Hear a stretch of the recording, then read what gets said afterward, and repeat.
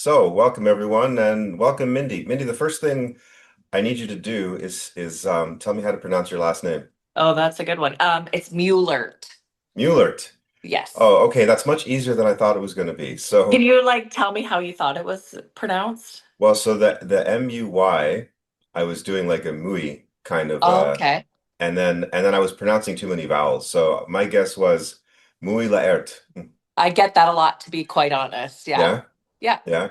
So, yeah. So Muehlert. Well, welcome Mindy Thank Muehlert to you. the podcast. Thank you. And for those who haven't figured it out yet, if you're watching on YouTube, okay, this is a trick. Every time I try to point to the drawing behind me, I always use the wrong. Okay, no, I got it. So there we go. So that's Mindy there. That's a recent drawing that I did. So we're just here to talk and find out about Mindy, and we can probably start when you posted this drawing. Oh, sorry, you didn't hmm post the drawing. You posted the reference image at first. hmm And obviously, it was a stunning photo, but one of the things that I really liked was your caption. Okay. Do you know I actually had to delete that? You deleted the original The photo? photo, everything, yeah, because I was shadow banned from Instagram. It was Really? like, yeah, the nudity. Yeah. But your drawing still is like I'm still able to have your drawing. It hasn't affected it at all. But yeah, it like prevented me from doing a lot of things on Instagram, so I had to delete it. Like, were you getting messages or you just knew your engagement was down? My engagement was down, and I yeah, like I and it like every so often I go in and I just kind of check to see to make sure I'm following all the guidelines. Right. And yeah, this picture came up and it said like no non-followers would never be able to see any of my stuff. Just because you had that picture up. hmm Which is ironic when you think about a lot of the thing. You think about like all the stuff that you see on Instagram, like some of the stuff is like pretty graphic. Yeah. Um, and it was like to me this picture was art. Like it didn't I didn't look at it the way that they are like deeming it. And it could have been somebody, reported it. I'm not really sure. But anyways, yeah. So I don't even remember what I wrote on the caption. I'm going to look it up Okay. so we can talk about it. Let me go to, because I quoted it in the drawing. So the caption Oh, still perfect. lives. Okay. So here's what you said. You said, call it what you want, but I see strength, discipline, and art. This body is built from years of grit, sacrifice, and fire. I'm not here to hide it, shrink it, or make it easier to swallow. I show up raw, powerful, and unapologetically feminine. Confidence cannot be stripped away. That was your caption. Mm-hmm. It gives me goosebumps actually you reading it back to me. Yeah. Mm-hmm. It it really struck me because there's different reasons why people post stuff on Instagram, you know. Mm-hmm. And a picture like that, I mean, I wish I could. I guess I can't really magically pull up the original photo anymore. Well, maybe Brian still has it on his. I have the actual, no, he had to delete it from his as well. Oh, really? Yeah, yeah. So he originally had posted, you can like you collab with it. So I was like Hmm.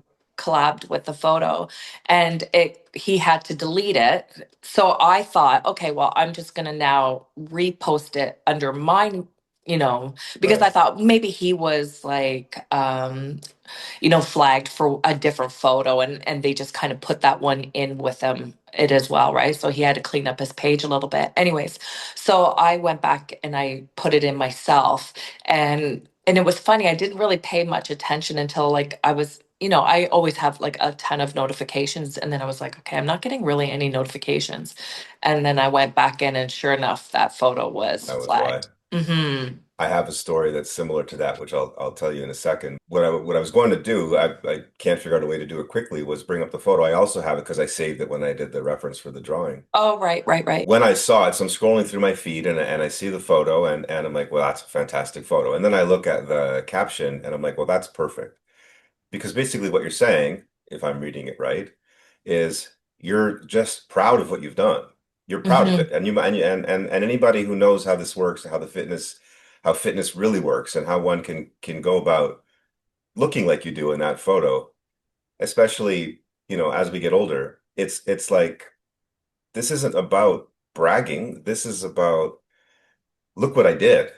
And Absolutely. this is years of just discipline, commitment, a lot of sacrifice. Hmm. And if I may, because I get this a lot, because a lot of the drawings I do are of female fitness models, people will say when they see one with muscles, they'll say, "Oh, that she looks like a man," and you were like, "No, this is femininity."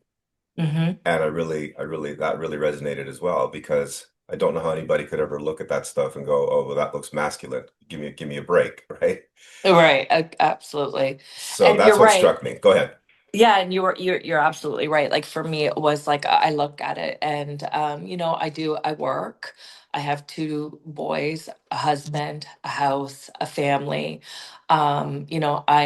I'm 49 now. I believe that photo I was 47, so it was just like 2 years ago, just after I won my pro card that I had this photo shoot done.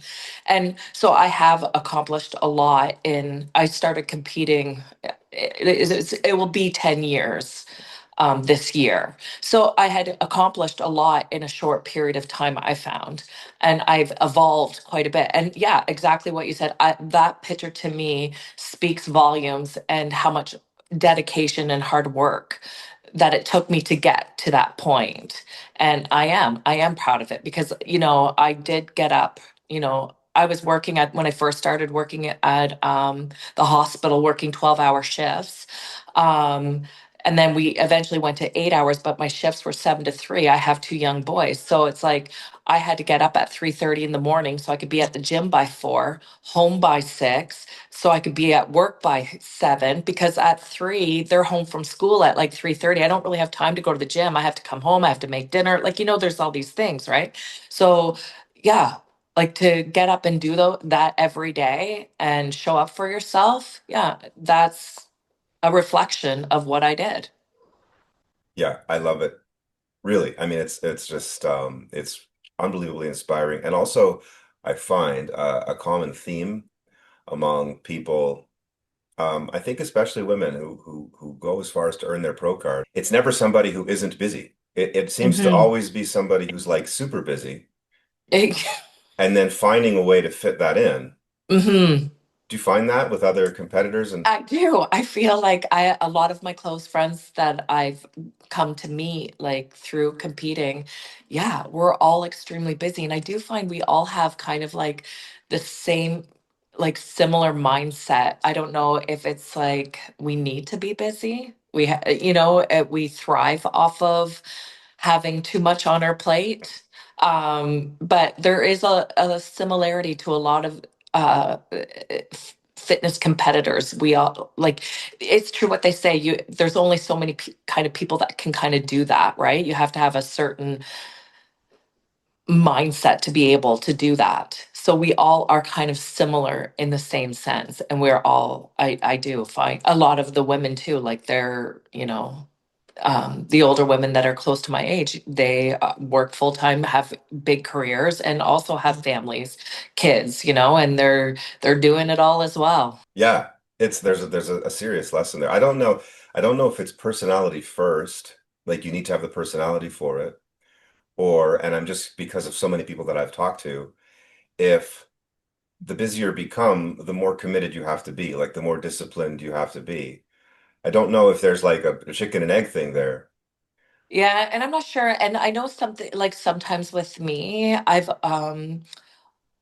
always been a person that once I make a decision or I have my mind set on something, and it could be absolutely ludicrous, but I'm going to get it done. Like it's almost like I have to prove that I can do it, or I'm capable of doing whatever I want and I can do it. Like it doesn't sound crazy to me. I'll get it done. So I'm not sure if a lot of people have that kind of like mindset as well when they do this. They're like, yeah, I can totally prep for a show. No problem. Easy. Anybody who's prepped for a show knows that easy is not. No, but when like once you go through it all, it's interesting too when you do it. Like I remember the first time, it didn't seem so hard. I was like, oh yeah, I could totally do it. And then the first time you do it, and then it's over, you almost think, I could never do that again. That was crazy, right? Yeah, But you're almost addicted to the process. Like it was like, okay, now I want to do it again, but this time I want to do it better, right? yeah, And then each time you do it, you do become better, and it's like you become a professional like prepper. You get better every time you do it. So tell me, so then let's talk about that. Tell me when you first, for your first competition, what made you decide to compete? And then how did you go about your prep? Okay, so it's actually kind of funny. So I had just had my second. Well, I wouldn't say I just had him. He was probably like two at the time. And I always tell this story because it's quite funny. I have a friend who did this program. It was called 4 Weeks to Fab. One of my good friends actually runs this program. Her name's Rita Catalino, and what she basically does is she takes a group of girls, and she puts them in this 4 weeks program. They follow her program. It's a workout plan, an eating plan. And what's nice about it, at the very end, they do a photo shoot just to kind of like show off the hard work that they had done. So one of my friends did this program, and she looked amazing in 4 weeks. I thought, that's great. That's amazing, right? We happened to do a girls' weekend this particular weekend. It was like end of August, and we were on the beach. And my friend, who had just finished the program, she looked incredible in her swimsuit. You know, she looked great, and I remember being mesmerized by it. Like I was like, "Wow, that looks awesome." And it's funny enough, I thought I actually looked pretty decent for just having a baby, not even 2 years, right? So, but when you have those like candid photos taken that you're not like, Yeah, I know what you mean. You, where you you, where didn't you, know that you weren't posing for it, you weren't ready for it. And then I yeah, was like, oh gosh, is that what I look like? Because in my mind, and what I look like, or what I looked at in a mirror, looked totally different to what I had pictured or imagined, right? Until I had this picture. So I was like, you know what? After that girls' weekend, my friend had motivated me. I thought, yeah, I'm going to go to the gym and I'm going to commit myself to 4 weeks myself. I'm going to just do my own little program. And it was just more or less just committing to going to the gym 5 days a week, maybe throw in some cardio and watch what I eat, right? So I did that for the 4 weeks. I committed to 4 weeks on my own. And then interesting enough, I started to actually really enjoy it. So then it was like I kept going, kept going, kept going. And it wasn't until probably a few weeks had passed. Somebody at the gym had asked me if I was prepping for a show. And I had no idea what he was talking about. I'm like, what show? Where? And he's like, oh, you look like you're prepping for maybe like a bodybuilding show or something. And I'm like, oh my gosh, no, I could never do that. That's yeah. so not me, right? And I remember coming home and telling my husband that how this person had said that to me. And he's like, you could do it. You are built for it. So I happened to tell my friend Rita, who does this 4 weeks to fab, and she was on board. She's like, let's do it. She's like, I will train you for it. We'll do your first show. I'll train you and we'll get you prepped and we'll get you ready. And that's basically how it started. And then it snowballed from there. So you accidentally prepped for a Yeah. show. Yeah. Pretty much. Yeah. Yeah. Yeah. So you must have been, I mean, you must have been lifting for a while before that. I had, no, actually. I've just been a very athletic person. I have really good genes. My whole life I did sports. Every sport to mankind I played. I was a gymnast when I was growing up. I also figure skated. I was on the basketball team. I was on the track team. Like I did all these things. So I always had an athletic build. So I feel like I already had the foundation there. And then and I dabbled with like going to the gym before. Like I've had a membership. Oh my gosh, my gym membership. It was when I first got it. I got my gym membership in 1992, and it was called the Nautilus. And the quote was "Living the Good Life." Uh-huh. And then, years later, now they're called the Good Life. But yeah, literally had my membership since 1992. And I wasn't a consistent gym goer. Like I would go for like maybe a month, but then maybe I didn't go for three. It Right. was, but I did enjoy it when I went. I just was never consistent with it. So when you were doing this 4 weeks to fab thing and then somebody So go yeah, ahead. I never actually I did my own little four Right, weeks right, to right. fab. Yeah, no, Yeah. no, yeah. So but like you decided you would do it and then somebody was looking at you going, it looks like you're prepping for a bodybuilding show. Yeah.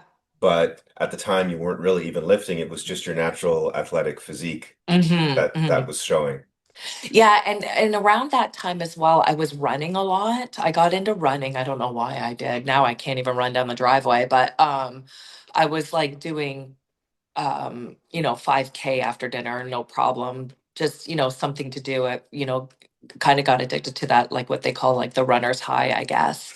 And then I ended up training for like a 10K because I ran a 10K with my brother. Um, yeah. And then, so amongst doing all of that and then lifting weights, yeah, this gentleman had asked me about that, about bodybuilding, or if I was competing in a show or trying to, or working towards that. Right. Yeah. So a lot of times when I'm talking to women who've built up muscularity, it's usually I don't know if this happened for you, you could tell me. There's usually this moment in their life where they decided that they should lean into their natural muscularity. Like I've heard stories where they're saying, well, as I was growing up and I sort of was bigger muscular wise, Hmm. and I didn't like it, and so I would do what I could to sort of minimize it. And then Yeah. one day just decided to lean into it. Is that something that sort of happened Oh, with you as well? absolutely. It cracks me up when I think about it now because I'm also very tall. So I can remember it being in public school and I was always the tallest girl. So, when you go get your photo done, like with the class, I was always back row, middle, tallest Ah, in the class with all the boys, where all the cute little dainty girls were in the front, like sitting on the bench. And I remember too, like always like sitting and looking at my quads, like my legs, they would always like kind of like touch where because I always had muscular legs. And I would like almost be embarrassed of it. Like I wanted the thigh gap, I guess, like yeah. what like the skinny girls had. And I never had that because I've always had a muscular build. And then fast forward to like competing, it's like now it's like that's like I want them bigger. you know like how can we get these bigger? Yeah. Another thing I like to hear is from women like yourself is like if there was a young woman now, a teenager who was feeling that way, like thinking that she was too muscular, her thighs were too wide because of muscle, maybe the answer is obvious, but what would you say to her at this point? Well, it's interesting because if I look back on it, and if I could tell my young self, I would say, embrace it. One day you are going to want those muscular thighs. You're going to crave to have them and wish that you had big legs. So just embrace what you have and love every bit of you as you are, because when you're older and you realize more that, in fact, that's your body. That's what's meant to look like, and you'll love it one day. I really, really think that's an important message for so many people, not just physically. Hmm. Some people have like a quirky character and they try to hide it or they try to conform in ways that like I think we all do when we're teenagers. Yeah, And then there seems to come this moment where for some people, where they just lean into who they are and then everything opens up. right. So that's kind of interesting. And as you're talking about your legs, and I'm looking, of course, at the drawing. But this podcast will be on YouTube, but also some people listen only audio. So Oh, so okay. sometimes I have to describe what's happening because I just moved over so that people who are watching could see more of the. Let's Hmm. see if we can get me completely out of the way here. Um, so the yeah, now okay, now you can't see me at all, but there we go. So um the muscularity in your legs is clear in this. The calves, your hamstrings, your quads, everything. And that's just so many people would kill for that. I mean, not kill Hmm. for it, but just like you've done that, you had a good foundation, Hmm. but it doesn't happen by accident. No. So once you started focusing, like you said, you sort of got like into the process and you did well, you wanted to do better. Um, you must have started lifting more like in a more committed way. Well, and it was interesting because like I had so my first show I did with Rita. And then from there, I went to a new coach, and her name is Jody Boehm. And I was with her for quite some time. Um, And then from her, went to my current coach now, who's Adam Headland. And since I've been with him, and we've been together now, I believe I started with him in 2020, and that's where majority of my growth happened. And that's because the difference that I found with him is him feeding me. I like ate a lot more than my with the previous coaches, right? Right. So yeah, so him feeding me and then his workout plan was just a little bit different than the other programs that I have done previous. So not a lot of cardio, and it was just a lot of eating and lifting heavy. Yeah. hmm And was there a part of your body you had to bring up a bit more than others? So my upper body has always been kind of smaller compared to my lower body. So there was a time where Adam had me like kind of not working a lot of lower body at all, just so that my upper body could catch up. I feel now I have pretty good symmetry. My back is actually becoming something that I'm really proud of. It's definitely come a long way. So like when I was doing this drawing, it's interesting when you're doing a drawing or if you're a photographer, you're taking a photo, there's a plan for what will draw the eye. hmm And yes, your legs are going to draw the eye because of the pose and because of how like elongated your back leg is. Um, but when you're doing a drawing, nothing happens by accident. You have to focus on every single thing that's going to be visible. Okay. And so it was when I got to your upper body and I was working on the lats that I saw just how much work you've got put in there. It's so prominent. I mean, you can see it just over my shoulder. hmm Um, and I guess it wasn't always like that. I guess you were working to bring that up. Absolutely. And it's interesting enough. I'm like I can't wait to even see the difference between say that I would love to probably do this uh, photo again and see what it would be like from then to now because I've had 2 years off where I haven't competed and I've just been building. So I know I've grown quite a bit just in the last 2 years. So it'd be Right. interesting to see the difference even now between that photo to what I have accomplished today. I guess two questions. So your pro card, when did you get that? It was September of 2023, and I competed in Pittsburgh at the North Americans. And how was that? How did that feel when you knew you earned your pro card? It was pretty incredible. So, it's obviously it had been a dream of mine for quite some time. Like once I started competing, I was like, okay, I want that card, right? And I'm not going to stop until I get it. And I actually ended up winning two pro cards that show.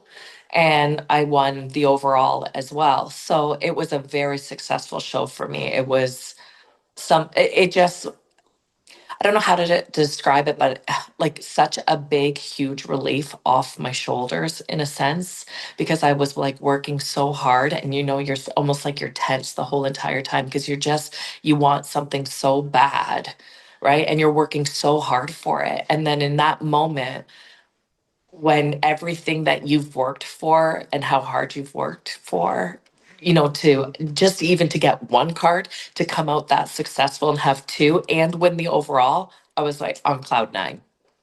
And in the moment when you knew that you'd won, um, were you present? Like were you really sort of letting it resonate, or was it surreal? Yeah, like so you kind of know so in the prejudging, you've won by where Oh, you're they had you center. they had me center. I was center actually in three of my categories. But you so then you have finals later. So prejudges was around 10 in the morning. We wrapped up maybe around 11:30, and then you go back at like 6 o'clock at night. And I think it was around probably 8:39 when you're going up for the awards. So you have quite a few hours in between the show to start playing mental games with yourself. Like, are you sure I was in the center?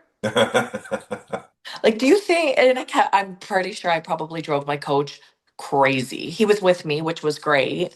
And I'm like, are you sure I was in the center? Like, what if I was like maybe there was two of us in the center and it could go either way. And he's like, you were in the center, like, so, you almost like start to play little games and you don't want to get too ahead of yourself because you've been in a position before where you thought you were going to do well and then it didn't pan out for you, right?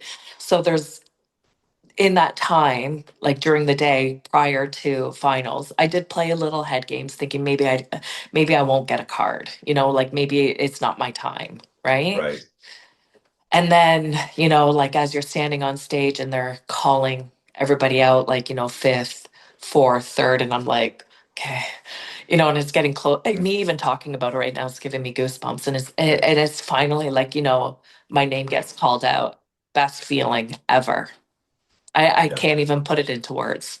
Well, that it must be. It has to be. I mean, it's not just about winning because it was everything that led to it. Hmm. And like everybody that like basically helped you to get to that point too, right? Like my family had to sacrifice so much for me to be able to do what I do, right? Um, yeah, so it was relief, but as well exciting. So leading up to that show, you actually you talked about it earlier, but let's just tell me about and during prep for that show, and you talk about the sacrifice that your family had to make. Give me a typical day, like from morning to bedtime. Okay, so um I get up early. I would like to be at that time. When I competed for this show, I now work at a different employer. So I was working just 3 days a week, part time, 10 to 6 is my shift, and it's about a 45-minute drive from where I live. So get up 4:30, quarter to five, so that I could be at the gym roughly quarter after five. It's not very far. It's like a 3-minute drive for me. Um, just so as long as I was home by 8:15 at the latest. So I would do my workout, and it all depends. Like in the beginning of your prep, my cardio probably wasn't really all that high until towards the end. I had to make more time to, like, it was like I was getting up a little bit earlier because now my cardio had increased. And because I didn't really have time to finish it later in the day, I would do, say, a half an hour in the morning of cardio before my workout, do my hour and a bit workout, and then finish with another half hour of cardio. That was more towards the end of the prep. In the beginning, it was like maybe 20 minutes of cardio total. Right. But, and then I would come home 8 o'clock, 8:15, eat, make my lunch, shower, go to work 10 to 6, come home, eat, um, clean up, do whatever it is that I do. And then you need to eat again before you go to bed. But I would like to go to bed, try to get to bed 8:30, 9 o'clock, because I would still want to try to get 7 to 8 hours of sleep so that I can do that all over again. And so if you're going to bed at 8:30, 9 o'clock, are your kids staying up later than you at that point? Oh, absolutely. It's gotten to the point that now like I still go to bed pretty early, but if I'm up past like 9 o'clock, they're like, "Mom, you're still up?" So that's intense. That's like you're on the go all day. You're moving from one thing So to the next. yeah, you don't really have time for anything else or anybody else for that matter, right?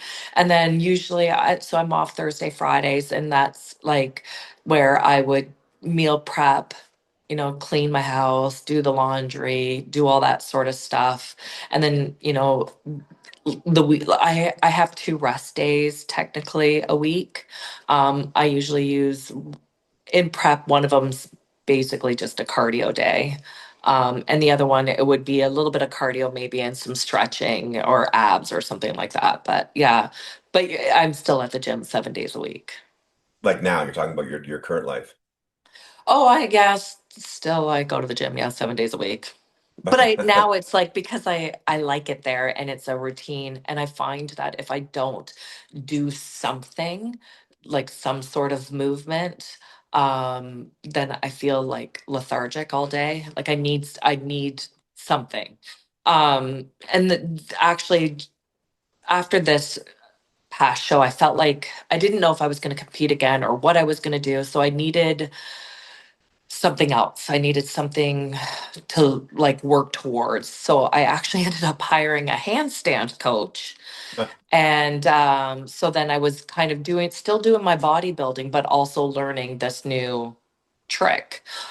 So that's where on I guess my two rest days, I was doing my handstand practice. So you said earlier when you were younger that you did gymnastics a little bit. That must remind you of those days. Totally. And but you know what's interesting? I thought it was going to be like riding a bike. You know, I'll Uh-huh. be like, oh, this will be easy. It's not easy at all. It was like, yeah, starting from scratch again to learn how to do a handstand again, like the proper alignment and to be able to hold it so my goal was to hold it for a minute, right? Um, when I was a kid, I remember I would walk on my hands down like through the backyard, no problem. I could be up there for days, it felt like. Oh, Right. but what's interesting though, like obviously I was younger when I did it and I had no muscle mass, so it was easy to hold a handstand. But now I'm heavy. I have a lot of muscle, so it's a lot of work to hold that handstand. Yeah, I imagine. I'm also thinking about the center of gravity, especially because you've got very muscular legs, that they're all up there. Yeah, yeah. And your center of gravity, if I would be in your hips with all that weight above it, yeah, that would be tough. It is tough, but what I've also noticed from doing it, so she had me do certain exercises too to bring up my shoulder strength. So I've noticed since doing the handstands as well that I've developed like bigger shoulders. It's actually working quite well towards like my figure right now. My shoulders have definitely put on some size. Right. Good. So you said you've essentially been off season for 2 years, I think you said. Yeah, that's right. But you're thinking about competing again. June. Yeah, so I decided to do June this year. The Toronto Pro Show is the second weekend of June, which that never happens. It's usually always the first weekend of June. Hmm.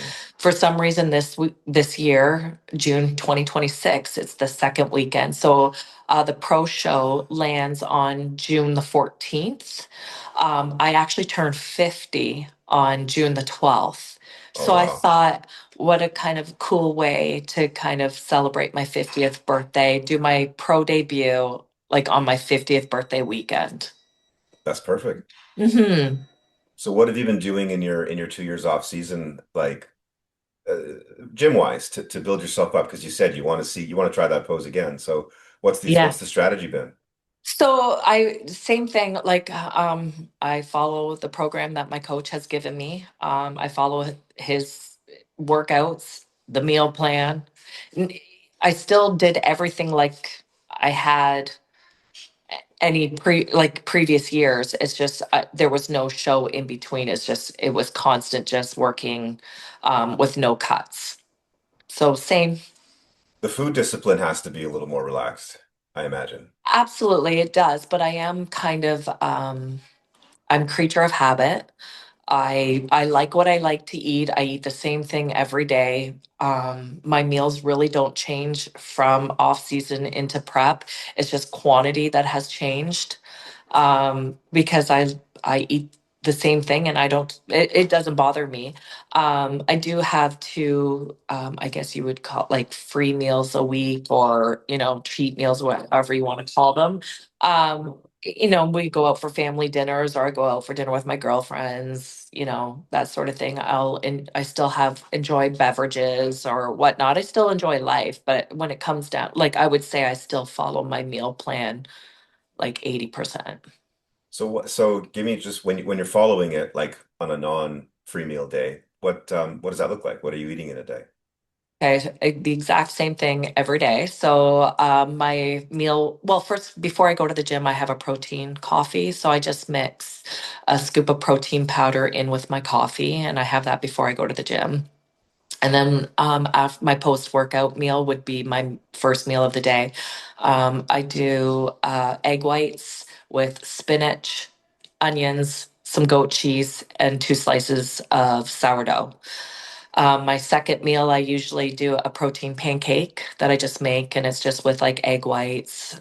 I'll either do like pumpkin puree or like banana, some oats, season it up with some, whatever some stevia or I love uh, pumpkin pie spice in it. Um, and I usually have that with a little bit of peanut butter. My third meal of the day, I usually do chicken, sweet potato, and a veg.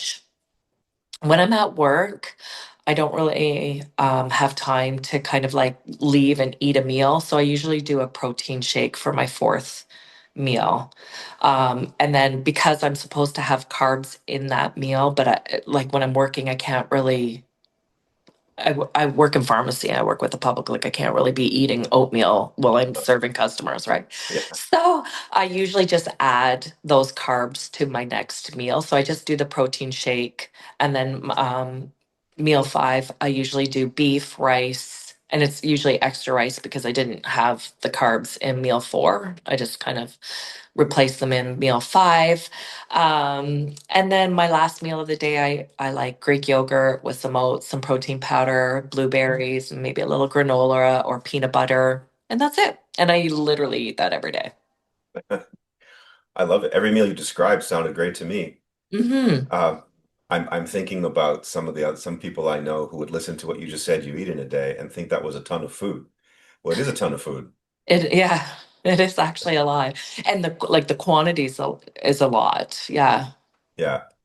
Is it a chore sometimes for you to eat all that much, or is it just you just do it?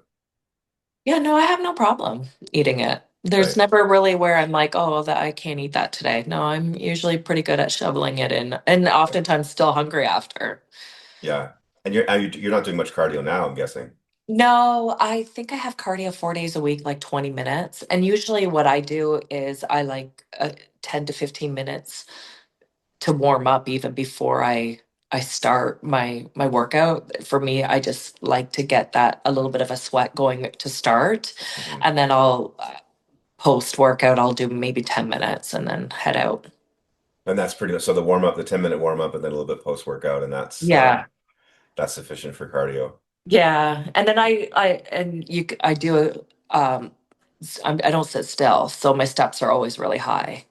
Right.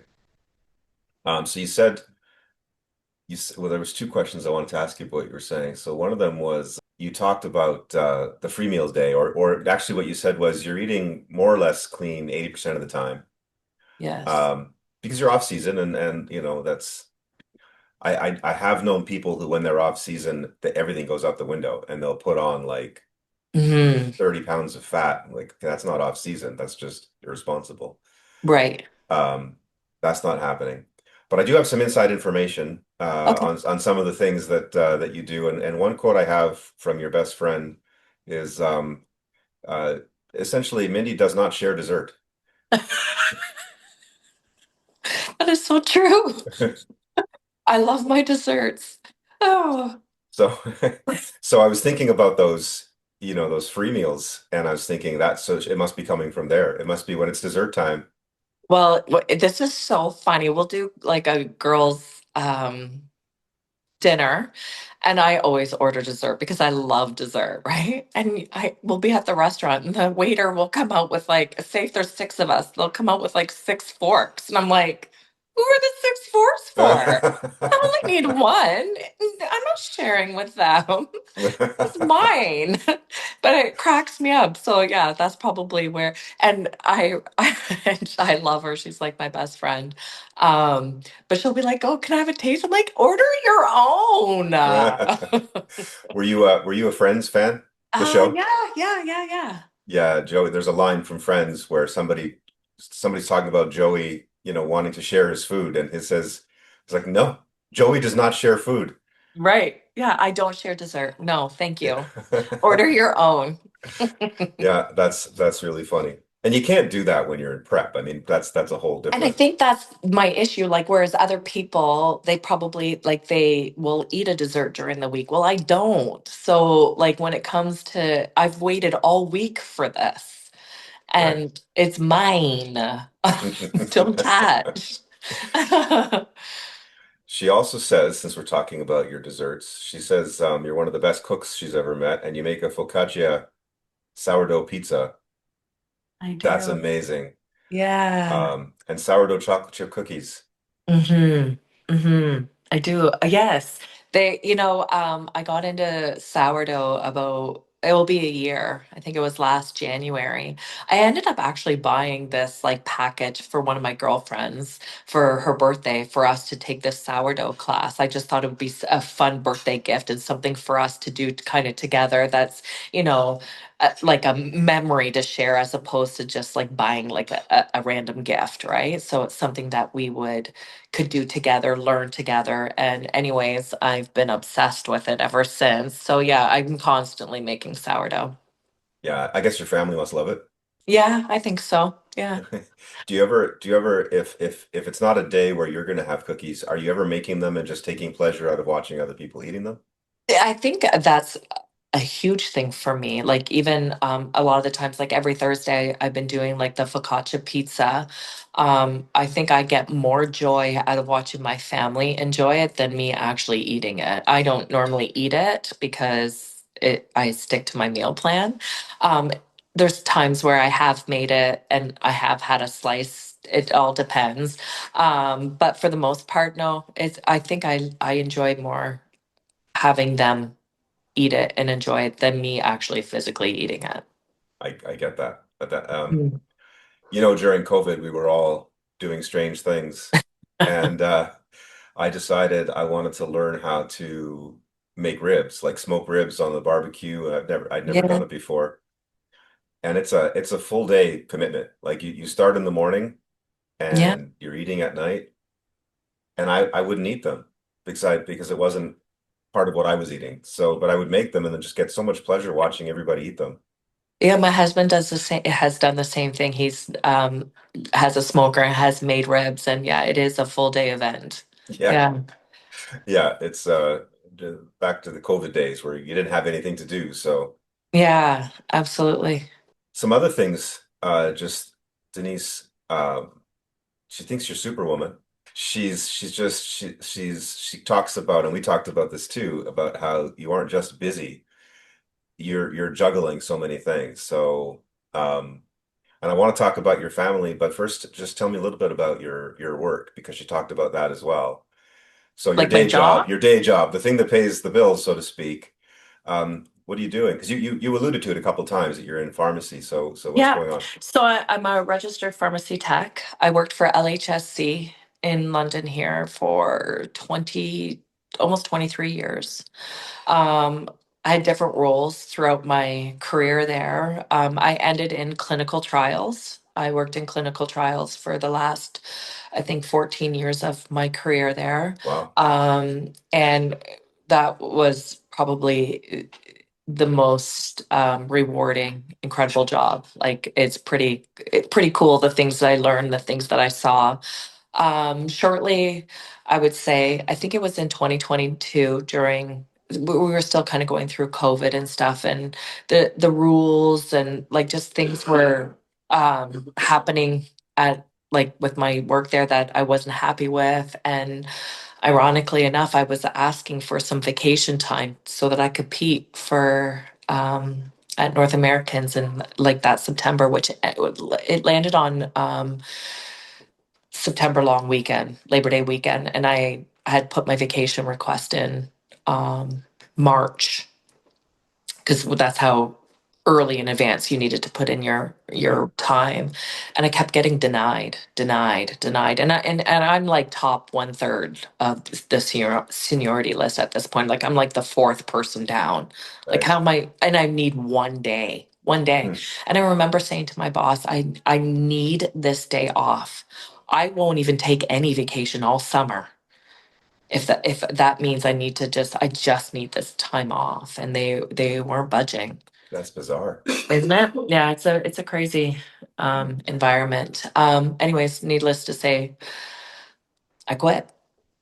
Yeah. And I ended up I'm now at an independent pharmacy in a small town about 40 minutes from where I live. It's a Guardian pharmacy, retail pharmacy, and I'm the main register tech there. So I enter a lot of the orders. I do a lot of the blister packs, checking that sort of thing, checking prescriptions. Yeah, and I work 3 days a week there. And I it's funny. I didn't know if I was going to like retail because I worked in hospital for so long. Mm, Um, but I love it there. It's great. It's a small town. The customers are lovely. A lot of retired communities. So I just find everybody knows everybody. They're kind. They're nice. I like who I work with. It feels very family oriented. So I enjoy it there. Yeah. that's great. So that you ended up in a good place. Yeah, I did. Yeah. Yeah. Nice.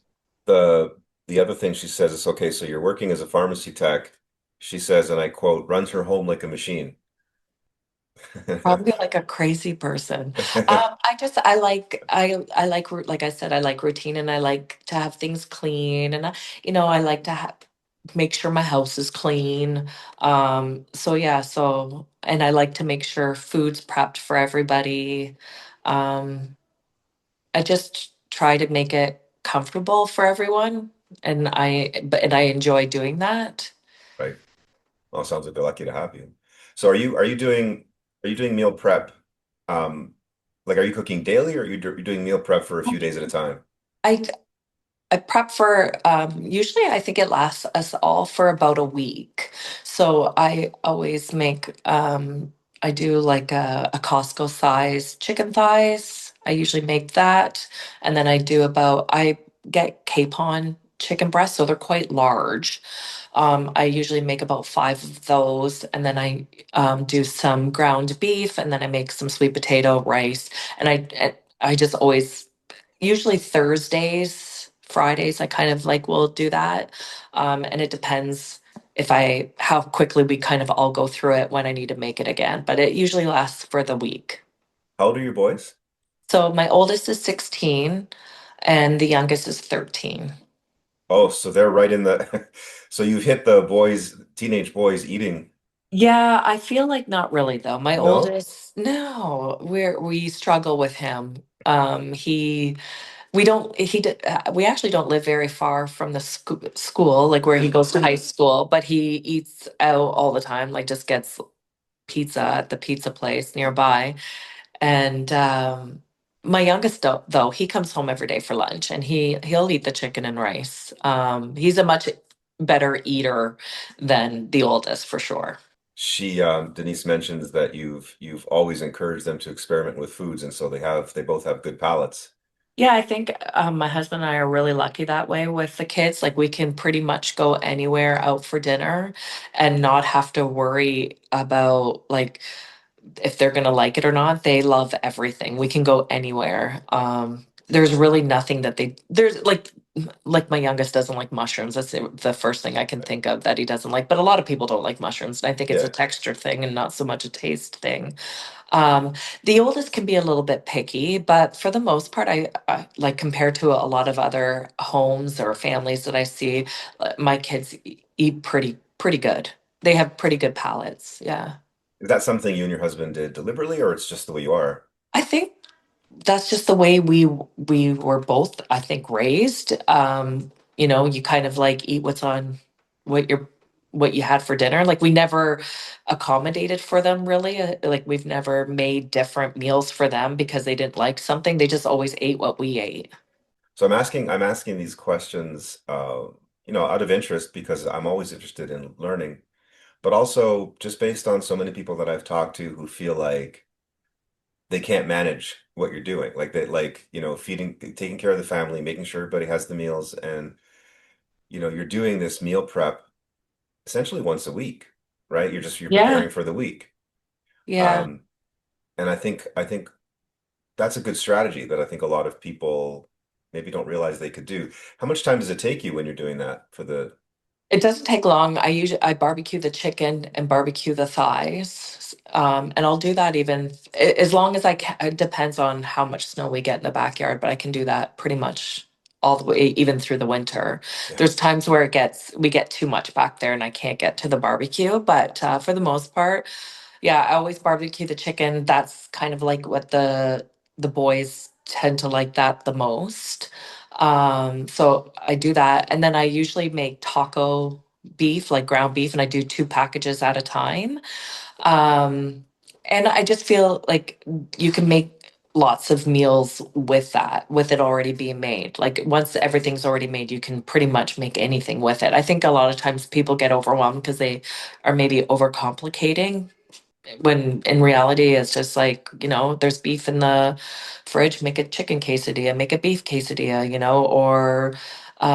or just keep it plain. I personally keep it plain, like just eating chicken, veg, and like really you just have to make your vegetables that day like fresh, and your rice, and heat it up, and you have a meal. It's quite easy or quick.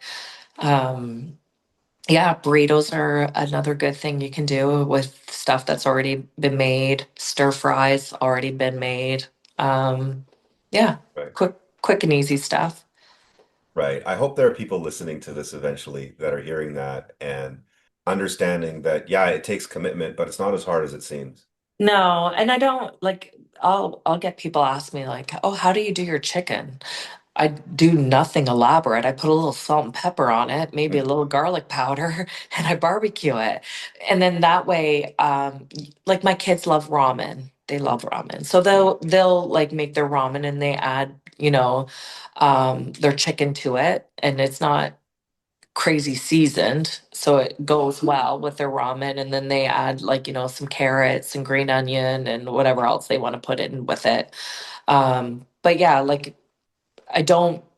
And with my ground beef, I always just do taco seasoning. It's quick, it's easy, and I like the flavor of it. Yeah, actually, I do a similar, just a little packet of taco seasoning that you could get, or Yeah. and for the chicken, Clubhouse has a barbecue spice. It's just called barbecue chicken spice, and Yeah, I like that one too. yeah, Yeah. we use that on the chicken as well. Very easy. Yeah, and the air fryer is a great Oh, I thing. love my I air have fryer. air fried like the chicken too. Like if the weather is, I can't get to the barbecue, I've air fried it before and it's nice and juicy. So for listeners who don't know, Mindy and I both live in Canada. We don't live in the same city, a couple hours apart, but we deal with Canadian winters. And so when she's talking about depending on the weather, every Canadian knows you could barbecue year round. It's got to take a blizzard to um, to keep you away from your barbecue. But I'm wondering how far from your door is your barbecue? It's actually not that far. It's just we don't have like an overhang or anything. Uh-huh. So sometimes the way the house is designed and the way the wind comes in, you can get like snow drifts. Like, I could shovel it out, but I'll be honest, I don't feel like doing that. So I don't. I'll just like Yeah, wait. yeah. No, I think we've all been there. But my barbecue is literally 2 steps from my door. Like there's a Yeah, little it's little not deck, far. and Yeah. um, what sucks. I don't know if this happens to you. I have a barbecue cover. You take it off to barbecue in the winter, and then it snows before you put it back on. Yeah. Does that ever happen? That or it's like that wet rain Yeah, too. And you're like, yeah. yeah. Mhm. And your Anyway, like covers like frozen. yeah, that's right. Canadian problems. Hmm. Which is why we all need to move somewhere else in the winter. We do, yes. A couple comments I think you'll laugh at, just from Denise. She says you're on a break, so you're off season. And then she says, which has been great because drunk Mindy is the funniest human alive. I'm glad she thinks so. I know she always says, she's like, I hate when you're in prep. And apparently I'm not fun. Yeah. Um, Oh, well, she does say that you're funny anyway, but yeah, but apparently when we you do. We have some good times together. Yeah. yeah. Um, yeah, she really paints a picture, just so you know, of just this devoted friend, devoted wife, devoted mother. And from what I'm seeing, just or hearing, just talking to you, is, all of those things, nothing really seems to be separate. Hmm. It just seems to be, if this is fair to say, it's all part of who you are, and that includes the, building the fitness in and being devoted and committed. Um, Hmm. so you are going to compete in June, you said. I am, yes. Um, it's been That's two the years. plan. It's been 2 years since you had to do a prep. Right. Everybody's a little bit older. How do you feel like that's going to go?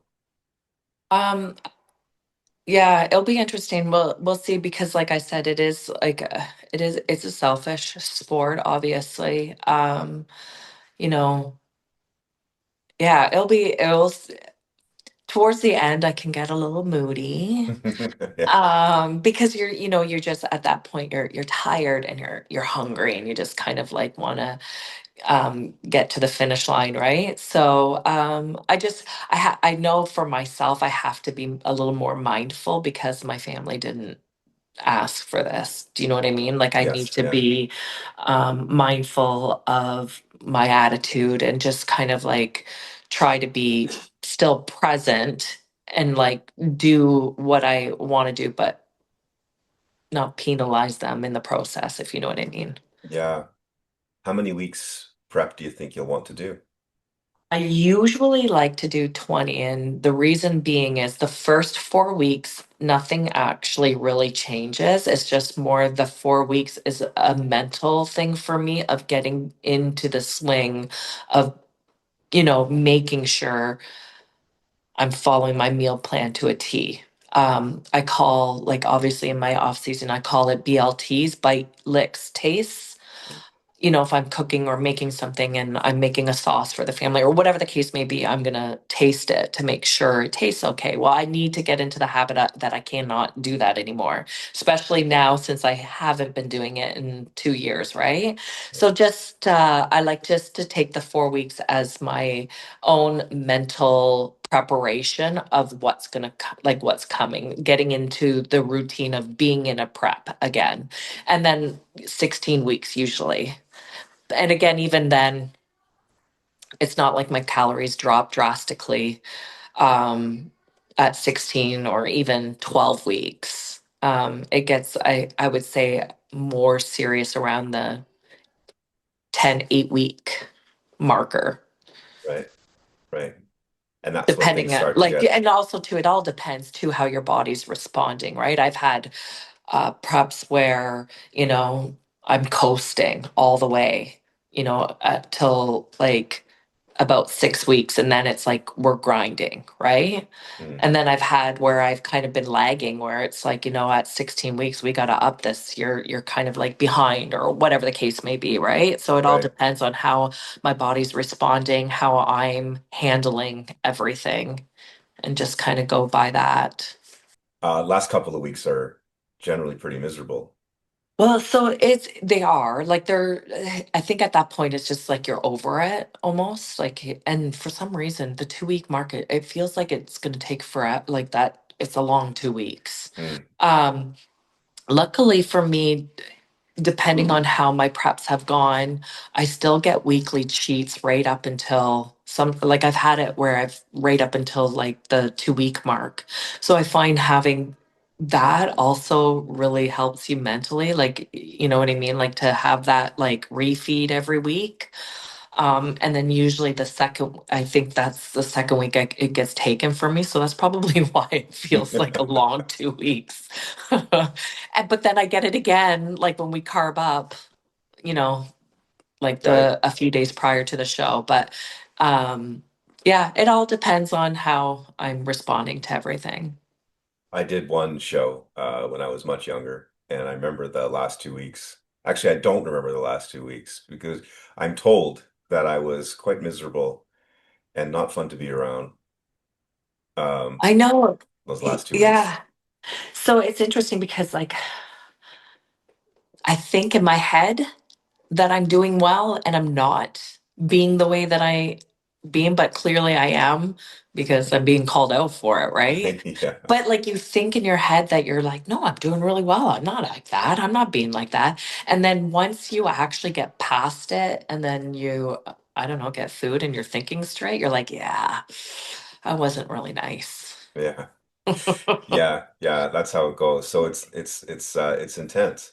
Hmm. Well.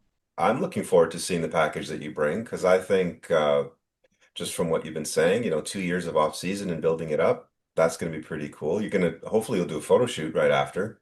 I hope, yeah, I would like to. Like I said, I wouldn't mind doing that exact pose and just almost seeing what the difference would be like. Do you shoot with Brian often, or was this just I actually have shot with him a few times. I do, and the reason being is, I feel like when he makes his clients feel comfortable, like I don't, like he's a friend. You know what I mean? Like I don't feel weird or shy, or I can be right? myself. I can be goofy, and be comfortable. So I have the last few of my shoots have been with him. Who is there anyone you'd recommend besides? Because I know he's fantastic, but if somebody was looking, Yeah, I've also shot with Mussington. He's kind of like actually a retired or no, he's not retired. He still works. He's a police officer or a detective, and I'm probably saying this wrong. And he's probably like, "Did you even listen to me?" Anyways, I feel like he is in like that field somewhere. I want to say, yeah, maybe undercover or something. Anyways, so he takes photos just for fun, like it's a hobby of his. So I've shot with him quite a few times, and I also enjoy him. I feel like he has a really artistic eye as well and unique way of shooting.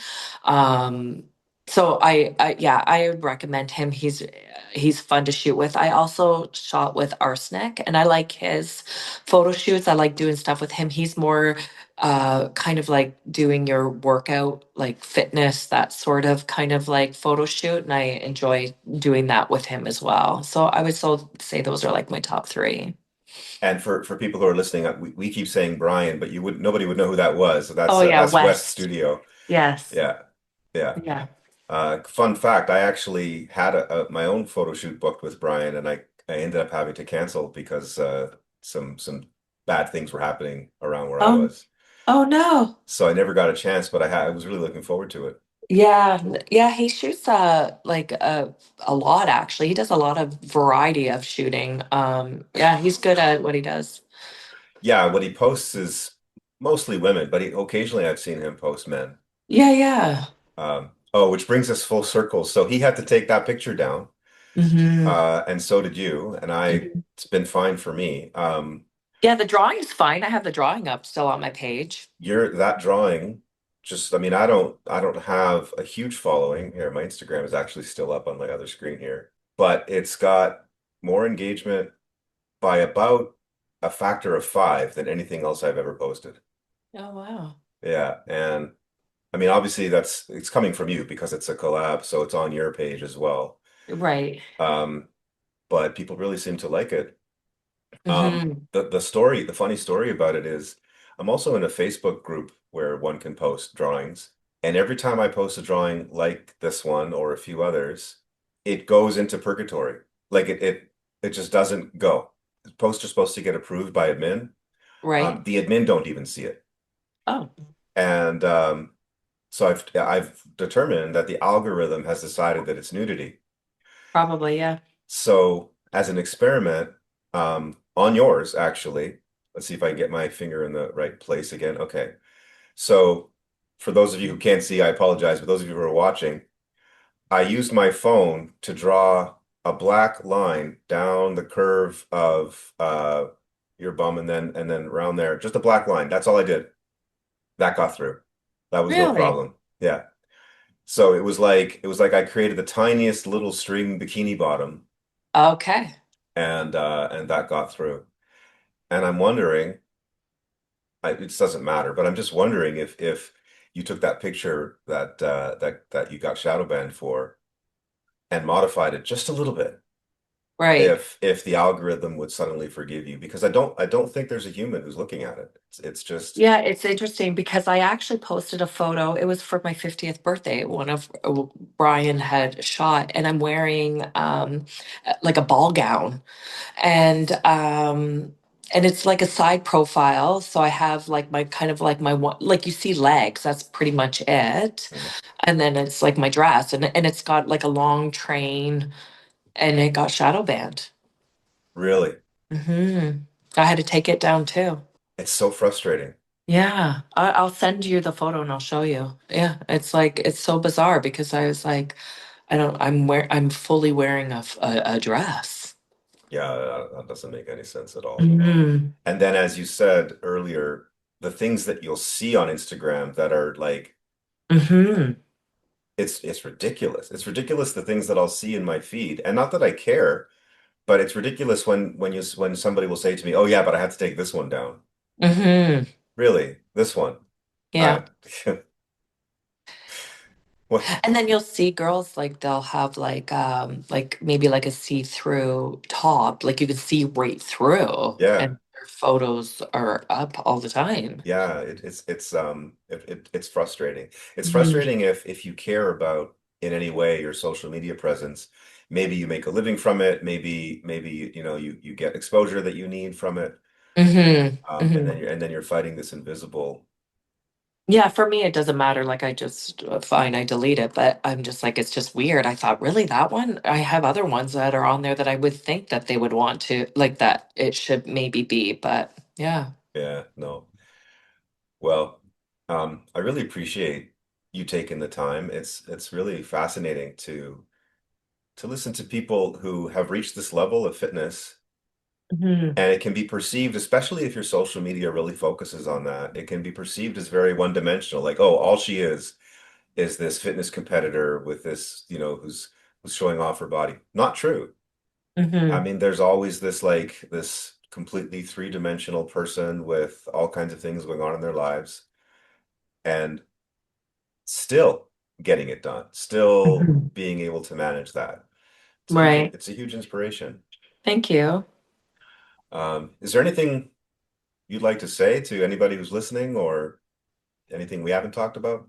Not that I can think of. I just think that if for a lot of people, you don't have to go to the gym and go full force. As long as you can get there, a couple of days a week just to move your body, to stay healthy,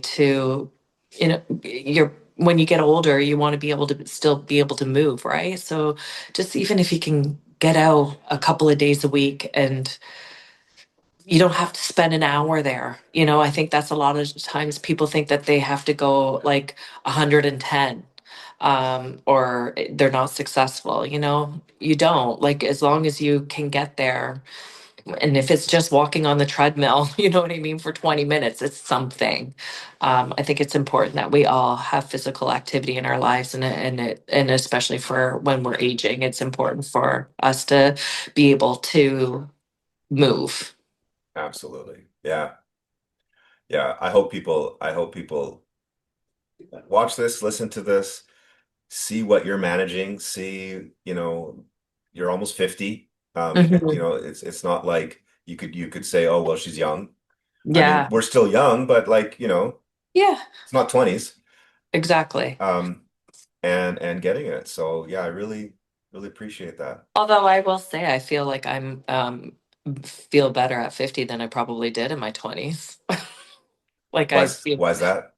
I just I have so much more energy. And it's true what they say, the more energy you like essentially put out, the more you get back in, right? Right. Yeah, so I just feel since I've changed, I guess, like my lifestyle, so to speak, like I just feel healthier. Yeah. Yeah, Hmm. that's also an important message as well. Like if somebody's thinking, "Oh, I'm too old. I'm not gonna get my youth Hmm. back." You're Exactly. you're saying, "Oh, I didn't get my youth back. I'm better."